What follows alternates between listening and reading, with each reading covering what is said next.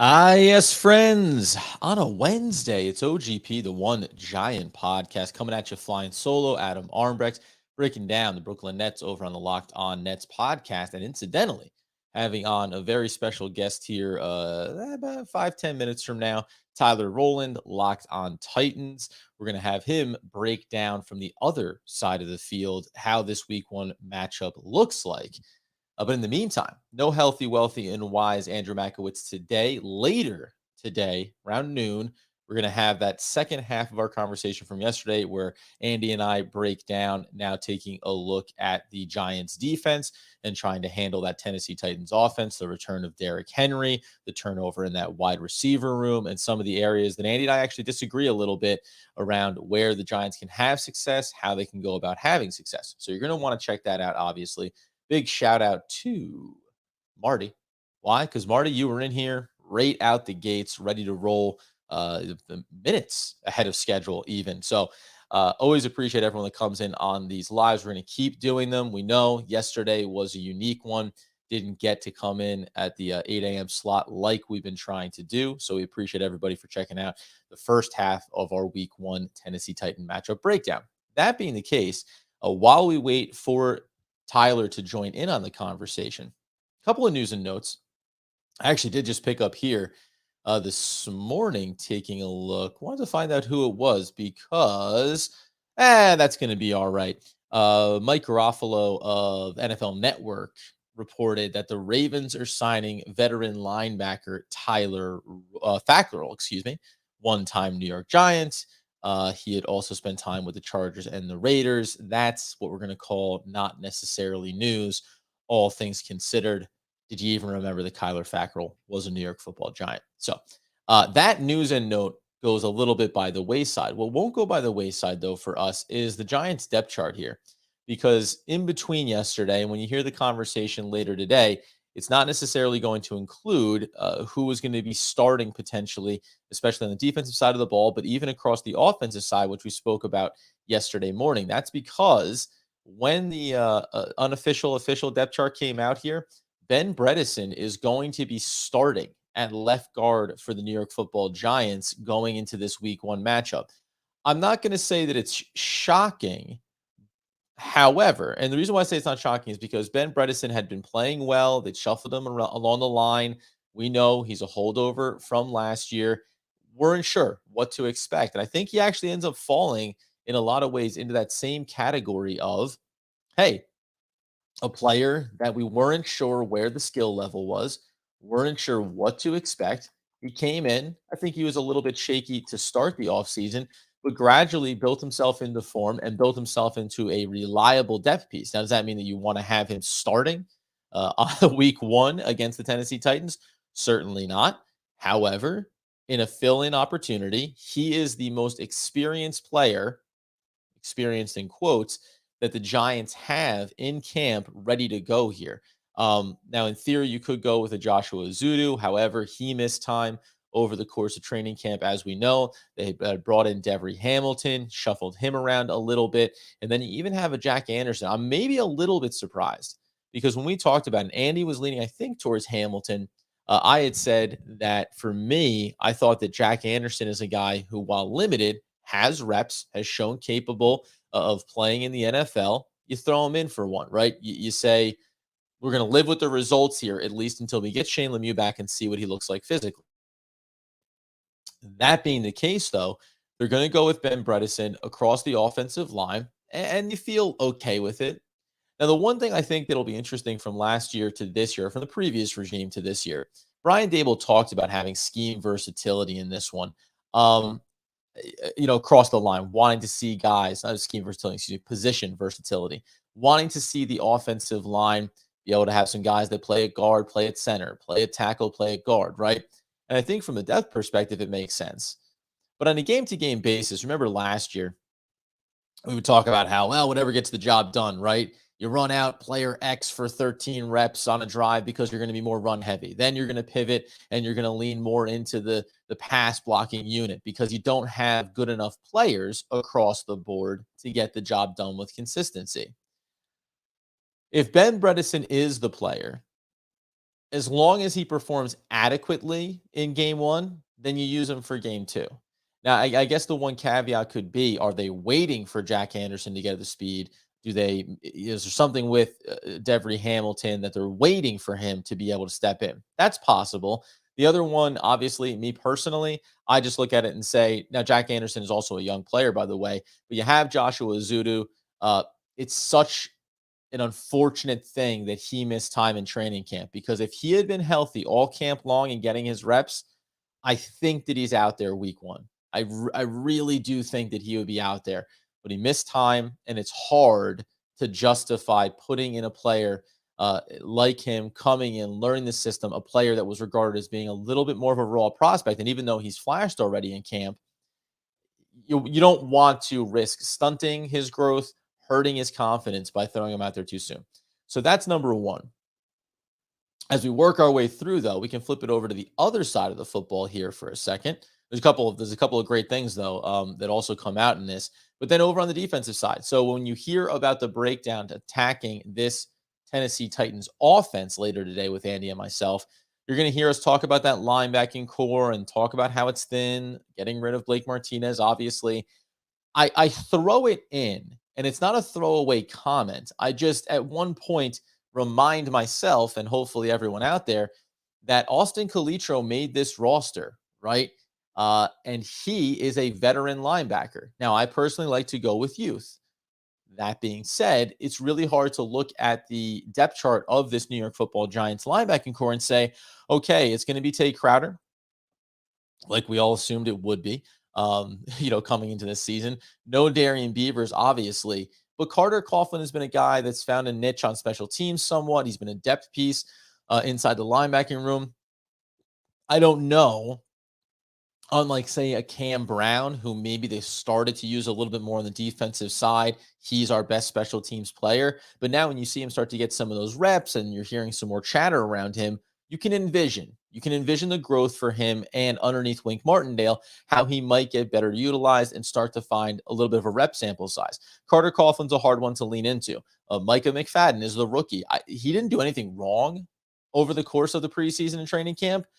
Again, it's just really hard to see throwing a rookie into that set of circumstances. So that's why I really do think that the Austin Calitro and Tay Crowder combination, that is the highest level of veteran experience, in quotes, if you're watching on YouTube. Like, that's the veteran experience that you have. Calitro's been around the league. He's 28 years old. He obviously understands. The one thing that we saw in the preseason from him was a guy that gets it.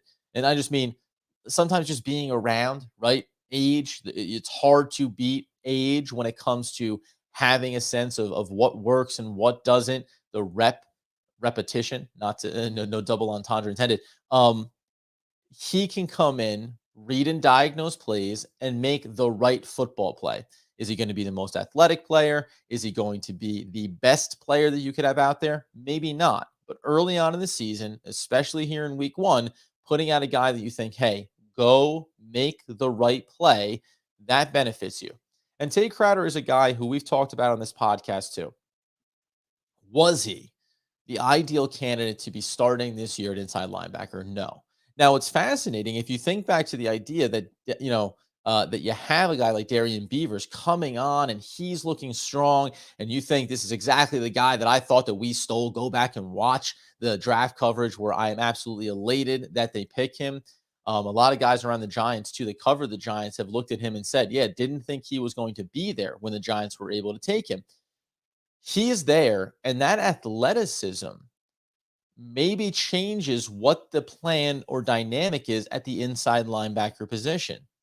And it also changes how you look at Tay Crowder and what you expect him to do. So it'll be fascinating to see how he looks in this game and how he looks early in the season.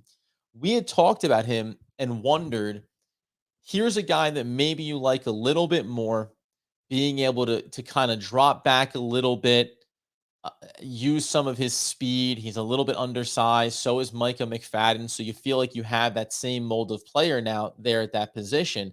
Now the other inside line, again, even if it was all even and they had released Blake Martinez, I would have really liked the Darian Beavers starting linebacker role with Calitro right in behind him, right? Veteran experience in behind him, and then seeing how things flesh out. So Calitro will be in there alongside Tay Crowder. It's something else that we can watch for. Again, we talk about the defensive side of the ball here later this afternoon when that episode will premiere both on YouTube and the podcast feed. The other interesting notes that have come out here is that, and we're going to get into this more as the week progresses, but injury concerns around, excuse me, the edge group, Ojulari and Thibodeau on the defensive side. That's going to be a curiosity. Ward comes in with a questionable tag. Timon Fox, get ready, buddy, because there could be some of you out there, right? Along with a guy like O'Shane Ximenez, as we've talked about. Now, O'Shane, we're really looking at him as being in the inside of that linebacker core when we think about how we're going to line them up. But Thibodeau, again, weak side, strong side linebacker, edge rusher group. O'Shane Ximenez is going to be there. Timon Fox is going to be there. I'm not going to be shocked in this game, especially with the concerns that you have there on the defensive front injury wise, if we don't actually see more of a 4-man front, especially going up against a guy like Derrick Henry, something that we will talk about. Oh, with Tyler Rowland, who I just saw pop into the background here. So we will not delay or wait any longer, because this is really why we came in here this morning to begin with. Anyway, let's go ahead and get him up in the room. Tyler Rowland, Locked on Titans podcast, man. How are you? Thank you so much for making a very short turnaround, a very quick request, a very polite yes. I'd be happy to do it. How are you, sir?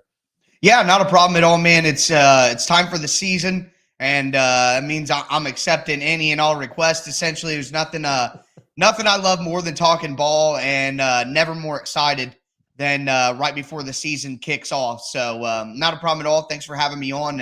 Always excited to get another perspective. You know, I'm here to talk about the Titans for your audience, but I always tend to learn a few things from what you have to say in response as well. So it's good for my preparation for the game anyways. Well, that's it, man. And we'll of course have you bounce a couple off of me if you'd like to. But in the old vein that when you look at these two teams, the Tennessee Titans have had turnover, the wide receiver room, obviously, there's some injury concerns there on the defensive side of the ball. However, like Vrabel, Ryan Tannehill, right? Like Derrick Henry coming back off an injury. This is a 12-5 team from last year. This does just feel like, hey, let's play some pieces, but let's go forward like the team that we have been, right? This identity that we've had. The Right. Giants are this turnover roster. Just from the outside looking in, does the Joe Shane, Brian Dable, Mike Kafka, Wink Martindale quadfecta do anything to the perception of what the Giants are around the league relative to the last couple of years, where I think when you looked at the coaching staff and everything there, you just said, yeah, guys, we'll see you. We'll see you when you make some changes.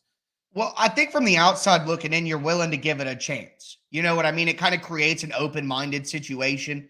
Now, unfortunately, if they come out and they start slow and, you know, it's 2-5, it's 3-4, then maybe the honeymoon period goes away and everybody slides back into that hole of, oh, the Giants are bad. It's easy to say that, blah, blah, blah. Me personally, something that I've said, when I looked at the schedule, I was excited to play the Giants in week 1.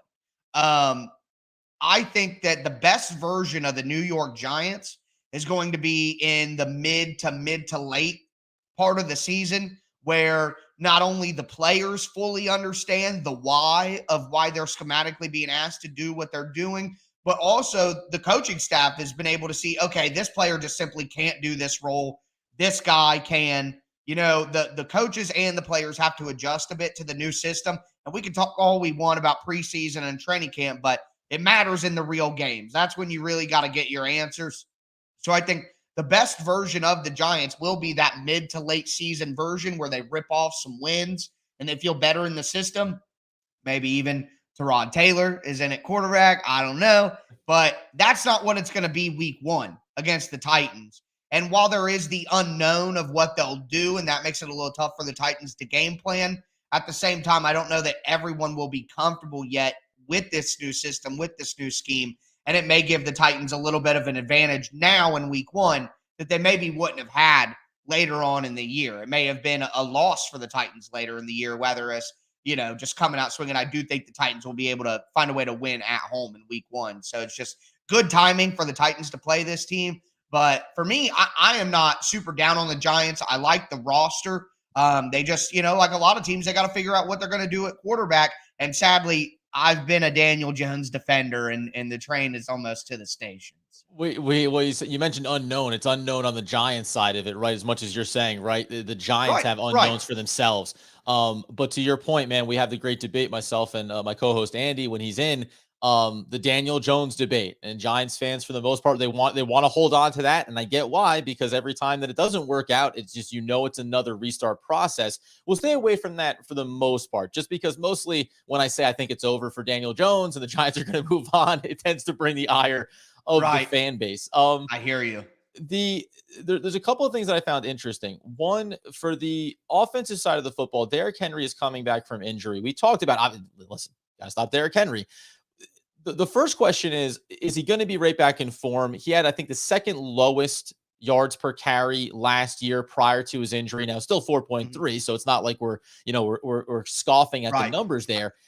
But I thought something was interesting. I know you have a pretty nice rotation of running backs there. Hassan Haskins, to me, when you read everything about what he was as a prospect and what he comes out, he's power, he's bruiser, he's, quote, one-dimensional in a good way. Right. Is that a part of what the process is going to be here on the offensive side of the ball where, hey, Derrick Henry's coming back from injury, but guess what? When we can't batter ram you, we're just going to go ahead and ram you again with a different batter. Yeah, no, I understand. And I think that has to be the philosophy. And I think Hassan Haskins needs to get, 4 to 5 carries every game just to get Derrick Henry away from that 30, 28 carry mark where he was at last year. It's my opinion, and a lot of people would tell you this, that the Jones fracture that he experienced was a load-bearing injury. Like, you've had too much, weight on your feet, slam your feet into the ground, and it, wore down the bone. So, now I'm no doctor, but that's just what, we heard last year. Well, you can play one on the podcast. Yes, I can. I stayed at a Holiday Inn Express last night. That's right. But I think that not only will Haskins be able to take maybe 4 or 5 carries in short yardage situations where they feel confident they can pick up the yardage, they don't need Henry back there, but Dontrell Hilliard is going to step in as that complementary back, that speed back. And I think not only is he going to be used on third downs and be that pass catching back, but I think they're going to try to rotate him in during normal situations where Derrick Henry would have got the ball last year and give it to Hilliard just to keep the defense off balance with what kind of running back that they're facing. Like a pitcher. Yeah, you may be Nolan Ryan with a 100-mile-per-hour fastball, but you can't get up there and throw the 100-mile-per-hour fastball every single pitch. You got to mix in the changeup. And some of these great pitchers, all they got to have is just a good changeup. What was it? Mariano Rivera had the circle change along with the fastball, and those two pitches were just dominant. You know what I mean? So the Titans want to find some other pitches that they can count on. I think it'll be Hilliard, and I think it'll be Haskins. But at the end of the day, Derrick Henry's going to get his 20, 22, 23 carries a game. And if the Titans want to be successful, it's almost necessary with the lack of explosion that they have in their pass catching unit right now. It's going to be fascinating. So it sounds like, could plan for a little bit of a let's not mess up Derrick Henry before we need Derrick Henry, and that's for playoff football. But when you get to that wide receiving core, it was funny. Yesterday when we talked about offense versus defense and vice versa, we're going to have a deeper discussion about that coming up on our podcast. But we do get into Robert Woods, and I don't want to gild the lily on some of what we discuss. Are you confident in what Robert Woods is going to be? Because to me, there's a little bit of a question mark. He's 30 years old. He's coming off of an injury season last year. Now, don't get me wrong. You look at the stats, you know what he's capable of. But I kind of chalked it up. When I look at this receiving core, I say, okay, so Adoree Jackson, go do your job. Former Tennessee Titan. If that's the best weapon right now, and there's some young talent there too, obviously. But if he is the number one threat, I have to assume that my number one corner can at least contain him for the majority of the game. And I think that's one of the major issues with the Titans this year. I think that's ultimately what has the potential to lower their potential, I guess, to go back to that, to lower what their ceiling is. But my problem here is while I'm confident that Robert Woods is a solid player and a good veteran, he's been a number 2 receiver. He's a number 2 receiver. He's a guy that when all the attention is on the number 1 guy, Robert Woods can find those little nooks and crannies in the zone defense. Robert Woods is going up against the second best cornerback, to which he can use that route craft and that nuance to feint him this way, head move this way, turn the other way, wide open. All the things that I think make Robert Woods such a consistent threat as a receiver are quite frankly diminished if you make him the number one target that a defense has to worry about. He's simply not explosive enough and not an explosive enough athlete right now to take the main attention in the pass catching group from the defense. He's just simply not that guy. When the Titans traded for Robert Woods, they still had A.J. Brown in the fold.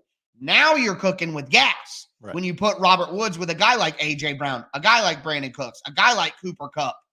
You know what I mean?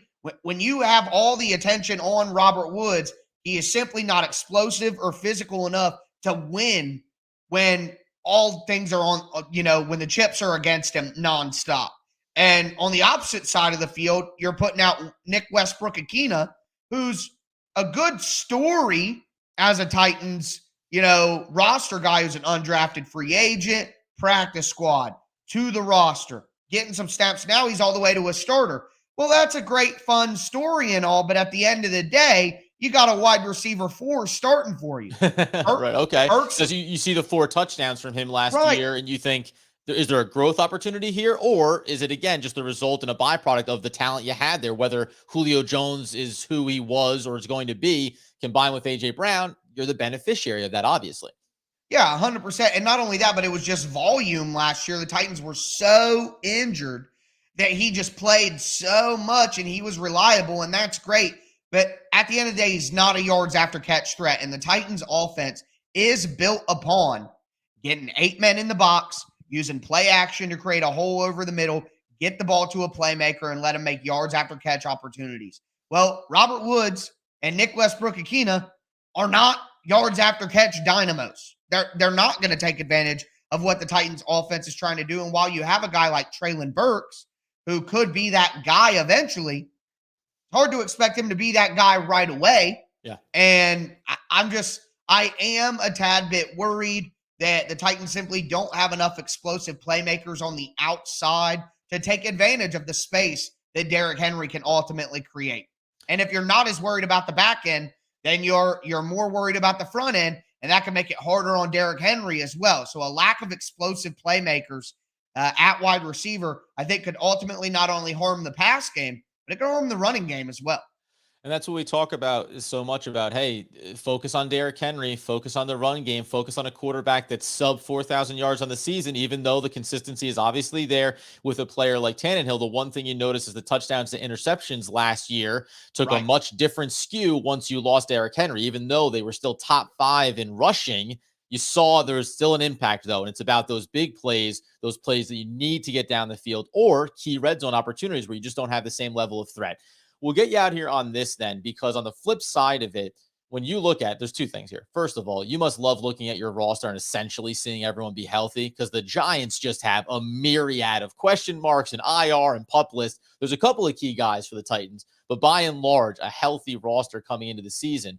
When you look from the defensive side of the ball, and I say that there's Kenny Golladay, or at least someone that looks like him standing on the field there, but specifically with Kadarius Toney, Saquon Barkley, Sterling Shepard is on point here to come back and be healthy to start the season. Rookie Wan'Dale Robinson. Is that the biggest area of concern for the Tennessee Titans defense? What this secondary is going to do, how they're going to defend against a lot of different weapons here, including Saquon Barkley coming out of the backfield? I got to be honest with you. I don't have really any concerns about the Titans defense. I don't. It's upsetting. We were hoping for something a little bit, throw a bone to the Giants fans, Tyler, please.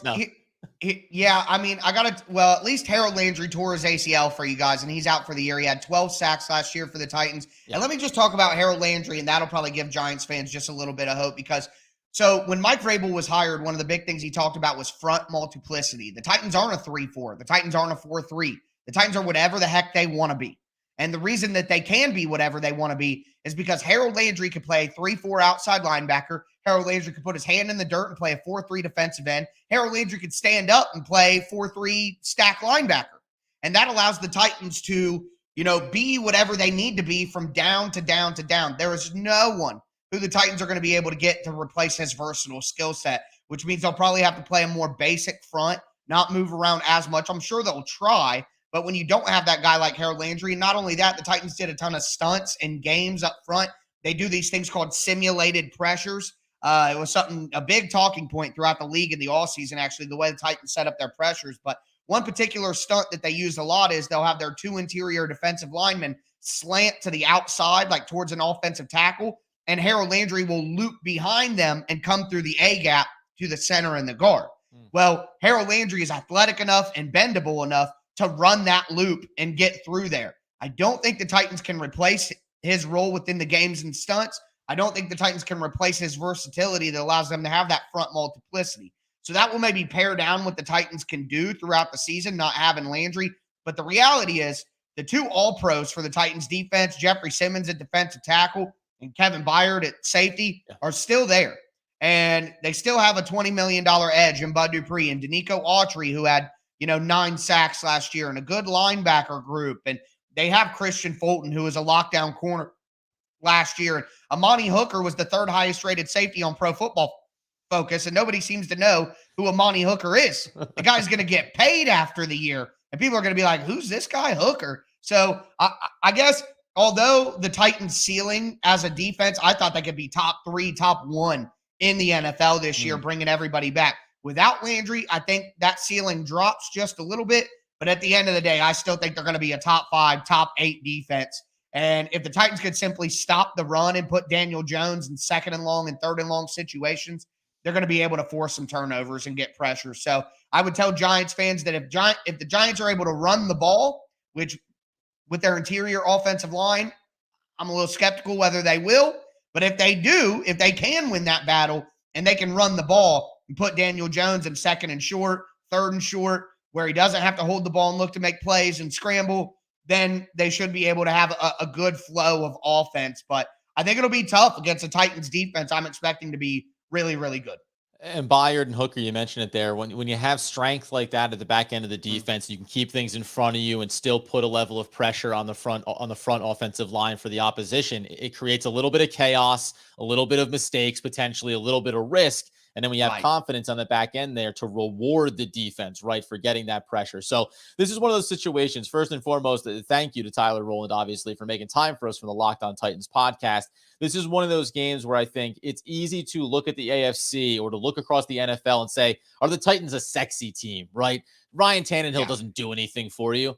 Guess they what? Are not. Since he became a Titan, the Titans have been winning. They've been going to the playoffs, right?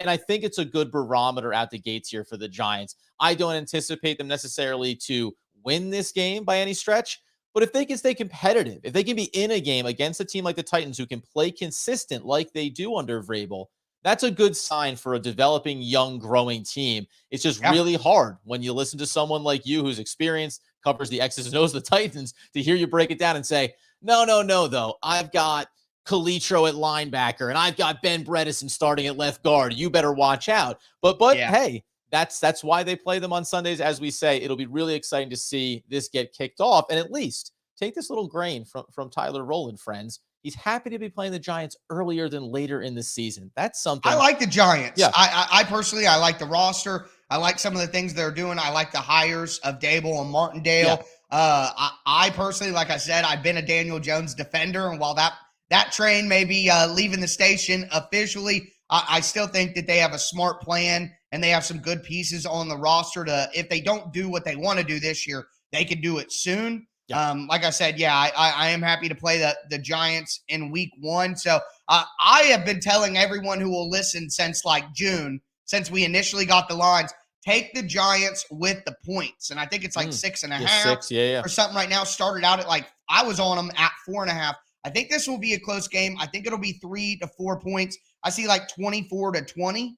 Okay. I'm thinking 27-23, somewhere in there.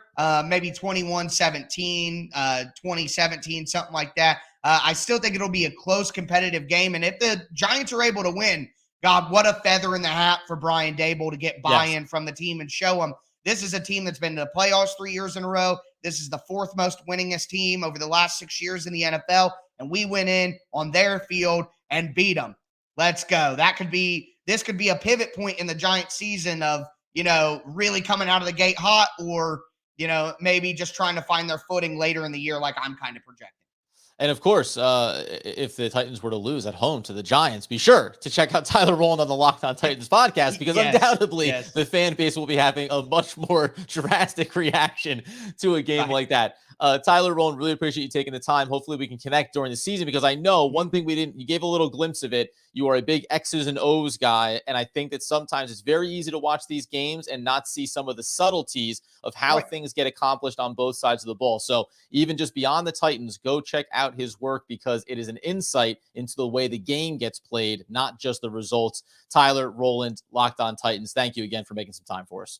Yeah, not a problem at all. If you guys want to follow me on Twitter at Tic Tac Titans, I do I do a film thread every Tuesday or Wednesday. My Wednesday show on Locked On Titans is called Rewatch Wednesday, where I talk scheme. And although it's from a Titans angle, of course, because I'm pointing out things for the Titans, you can also learn a lot about what the Giants were doing schematically in their first game by seeing their route combination, seeing what defensive coverages they come out in, how they pressure the quarterback, where their stunts are coming from, things like that. Those are all things you'd be able to pick up from a Giants perspective as well. Tic Tac Titans, my favorite handle to date on Twitter. Be sure to check them out. Thanks again, Tyler. Yep, not a problem. Thank you. All right, that is, of course, Tyler Rowland from the Locked On Titans podcast. Gives a little bit more of his time than I asked of him, but as you know, when you start talking football, it becomes very easy to go over, to extend the conversation, and to want to go a little bit deeper. But listen, let's just talk about a couple of those takeaways there. You can hopefully feel a little bit more confident around the fact that he looks at the New York Football Giants as a team that later in the year you wouldn't want to see. And I think we've all had that sense. When you talk about the Giants and what they're capable of accomplishing this season, it's going to be a growth process, let alone the injuries. No Kayvon Thibodeau, potentially Azeez Ojulari working back, right? So we know the things we're not going to have early in the season. We know the things we're never going to have. I mentioned it there inside of the conversation with him. We'll get out of here in a few minutes, but Sterling Shepard says that he's also ready to go for the New York Football Giants coming into week one. Do I expect him to be out there for max reps? Maybe, maybe not. However, when you look at this depth chart, and I think you start to talk about this team from the perspective of the wide receiver group does look like, as of right now, they have listed Wan'Dale Robinson being up there on the depth chart as the slot receiver, with Kadarius Toney and Kenny Golladay on the outside. Then you're going to have Sterling Shepard in behind Kadarius Toney. We obviously know he can play in behind Wan'Dale Robinson as well. David Sills is going to be in the mix. Richie James also. I have not seen, though I am taking a look around here right now. Darius Slayton was excused from practice yesterday. The only connection that anyone has made, at least to this point from what I've seen, is that Blake Martinez was excused from practice, and we know how that turned out for the inside linebacker for the New York Football Giants. He was ultimately released. The question that I have here is, were the Giants, as we had talked about previously, trying to wait it out, trying to give themselves an opportunity to get a trade market developed for Darius Slayton, see how things fleshed it out?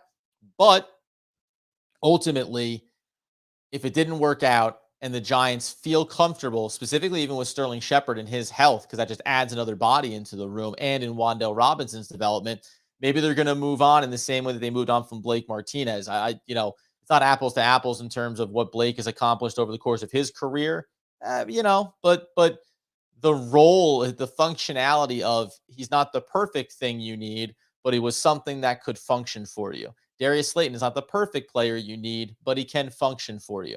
The Giants may be making the choice here to move away from that, even though the restructure had them getting underneath and having operational money when it came to one Leonard Williams. What do we got here? I'm hoping someone dies at Thaddeus Moss's knees and takes him out in week one. I'm not a big fan of that, Charles. I'm going to say I get where you're coming from. Don't like it that it happened to Kayvon Thibodeau. Obviously, we can put this down as being that was a dirty, aggressive play that he made in the preseason game. It can also be that he's been a clunky, raw type of player at the NFL level, hasn't got on to active rosters, hasn't made appearances in the NFL, been on practice squads, and sometimes that's what happens, right? So when you take a high premier talent like Kayvon Thibodeau and you put him up with a guy that has been a practice squad bounce around, sometimes things like that happen. The instincts aren't always perfectly aligned. And people said, even going back to Carl Banks, not to get far afield here, but people did say, hey, that's one of those scenarios where also if you're Kayvon Thibodeau, you want to dip that shoulder, lower that knee, and blow that blocker up. That's why I say there's no blame on any side of that, because you could look at it from a few different angles and assess which way the wind blows. That being the case, there's nothing else really surprising that came out inside of this depth chart. There's just going to be curiosity here as the week progresses around what we anticipate with Kayvon Thibodeau, with Azeez Ojulari. If those guys aren't available, then we get into a bit of a situation here. And we'll talk later today, as I said, releasing at high noon. We'll discuss what it looks like for the New York Football Giants defense to try to control, to try to disrupt, to try to get after this Titans offense with Ryan Tannehill, the return of Derrick Henry, and as you heard Tyler Rowland mention, some question marks inside of that wide receiver room. That being the case, my friends, you heard actually Tyler use the slogan a couple of times. At the end of the day, you can see the breakdown for the New York Football Giants defense taking on the Tennessee Titans offense. That'll be on the podcast feed and on YouTube later today. Come back in tomorrow. We're going to be talking more about game predictions, specifically what we think Daniel Jones is going to be capable of doing, who's going to lead the wide receiving core, which defensive players are going to make the disruptive plays for Wink Martindale that affords the Giants to stay in this one. And then on Friday, we'll be taking a look at some of the betting lines, props, fantasy football. All of that's going to be covered. We'll even take a little peek at Thursday Night Football tomorrow as well. So you know the deal, friends. Get us over on the podcast feed. Get over to the YouTube channel. Like it, love it, want more of it. We appreciate all the support to Marty, to Charles getting in on the conversation in the chat, everybody that joined in on the live stream. We'll be back again at high noon today with that look at the Giants defense, and then right back at it tomorrow all throughout the week, all season long, as it is New York Football Giants traveling down to Tennessee to take on those Titans. As somebody else pointed out yesterday, by the way, here's a food for thought. Giants and Titans, it basically means the same thing. Big guys.